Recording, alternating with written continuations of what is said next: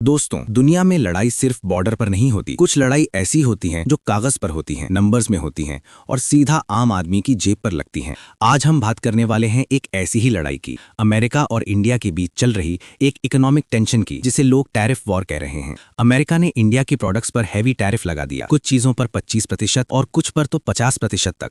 पर असली सवाल ये नहीं है कि टैरिफ लगाया नहीं, असली सवाल ये है अमेरिका ने ये स्टेप क्यों लिया और इसका इफेक्ट इंडिया पर क्या पड़ने वाला है। इस कहानी को समझने के लिए हमें थोड़ा पीछे जाना होगा। सबसे पहले समझते हैं टैरिफ होता क्या है। टैरिफ का मतलब होता है टैक्स। जब एक देश दूसरे देश से कोई प्रोडक्ट मंगाता है और उस प्रोडक्ट पर एक्स्ट्रा टैक्स लगा देता है तो उसे टैरिफ कहते हैं। इसका सीधा इफेक्ट होता है प्रोडक्ट के दाम पर। चीज महंगी हो जाती है, डिमांड कम हो जाती है और एक्सपोर्टिंग कंट्री को नुकसान होता है। अब आते हैं अमेरिका के डिसीजन पर। अमेरिका का कहना है कि इंडिया कुछ प्रोडक्ट्स पर ज्यादा टैरिफ लेता है और यूएस कंपनीज के लिए इंडियन मार्केट उतनी ओपन नहीं है जितनी होनी चाहिए। अमेरिका बोलता है अगर तुम हमसे ज्यादा चार्ज करोगे तो हम भी तुमसे ज्यादा चार्ज करेंगे। इसी को कहते हैं रेसिप्रोकल टैरिफ। यहीं से टेंशन शुरू होती है। अमेरिका ने इंडिया की स्टील, एल्यूमिनियम, एग्रीकल्चरल प्रोडक्ट्स और कई इंजीनियरिंग गुड्स पर हेवी टैरिफ लगा दिया।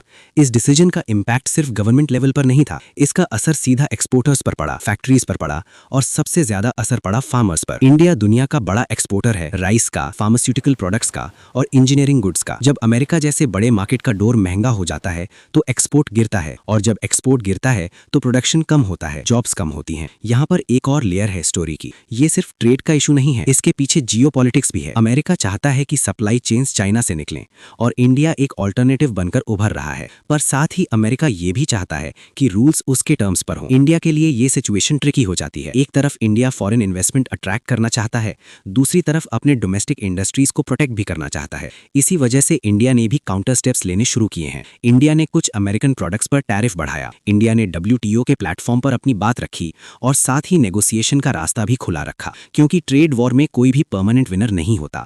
अगर अमेरिका के कंज्यूमर्स को इंडियन प्रोडक्ट्स महंगी मिलती हैं तो उनका भी नुकसान होता है और अगर इंडियन एक्सपोर्टर्स का मार्केट छिनता है तो इंडिया का भी लॉस होता है। इस टेंशन का एक बड़ा इफेक्ट फ्यूचर पर भी पड़ता है। कंपनीज अनसर्टेनिटी से डरते हैं, इन्वेस्टर्स रुक जाते हैं और ग्लोबल मार्केट अनस्टेबल हो जाता है। इस पूरी सिचुएशन में सबसे बड़ा सवाल ये है कि क्या इंडिया इस प्रेशर के आगे झुकेगा या अपना स्टैंड स्ट्रांग रखेगा। इंडिया ने पिछले कुछ सालों में मेक इन इंडिया और आत्मनिर्भर भारत जैसे इनिशिएटिव स्टार्ट किए हैं। इनका मतलब ये है कि इंडिया अपनी मैन्युफैक्चरिंग स्ट्रांग बनाना चाहता है ताकि फ्यूचर में किसी एक कंट्री पर डिपेंडेंट ना रहे। टैरिफ वॉर एक वार्निंग भी है। ये वार्निंग है कि ग्लोबल ट्रेड हमेशा स्मूथ नहीं होता और हर देश अपना फायदा पहले देखता है। आज अमेरिका और इंडिया के बीच ये टेंशन है, कल किसी और के बीच हो सकती है। इसलिए सवाल ये नहीं है कि कौन सही है और कौन गलत, सवाल ये है कि इंडिया इस सिचुएशन से क्या सीख रहा है। क्या इंडिया अपनी इकोनॉमी को और रेजिलिएंट बना पाएगा? क्या इंडिया नए मार्केट्स ढूंढ पाएगा? और क्या इंडिया फ्यूचर में ऐसे शॉक्स के लिए रेडी होगा? ये टैरिफ वॉर सिर्फ हेडलाइंस तक सीमित नहीं है, ये हम सब की जिंदगी से जुड़ी हुई है और इस कहानी का एंड अभी लिखा जाना बाकी है।